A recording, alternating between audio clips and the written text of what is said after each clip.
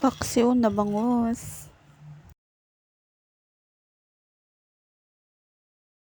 Meron tayong bawang, sibuyas, luya, siling green, talong, at syempre ang bangus. Sa isang kasirola, maglalagay tayo ng luya, bawang, sibuyas, siling green, at ilalagay na ang ating bangus. Iayos lang yan. Di ko nga pala nilagay lahat ang nilagay ko kanina. Lalagyan kasi uli natin ng ibabaw niyan. Lagyan uli natin ng bawang, luya,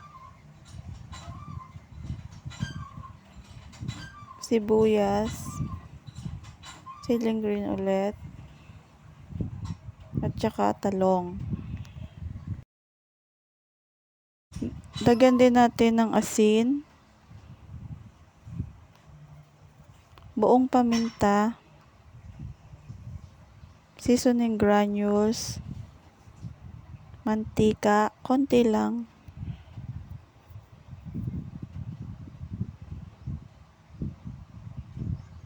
suka, nilagay ko nga pala lahat yan, 200 ml.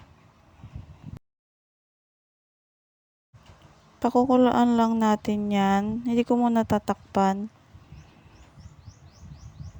Pag kumulo na, pwede nang takpan. Pag malambot na ang talong at luto na ang isda, nagdagdag din ako ng kalahating baso ng tubig. Pwede nang tikman. Okay na yung lasa niyan. Luto na. Kain po tayo. Thank you for watching.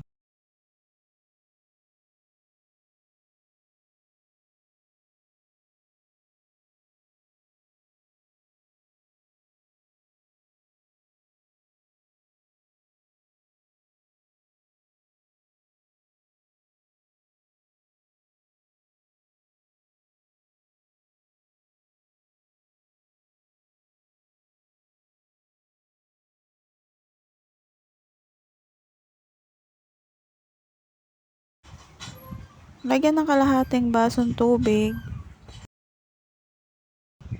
Pwede nang tikman kung okay na ang kanyang lasa. Okay na, luto na. Kain po tayo. Thank you for watching.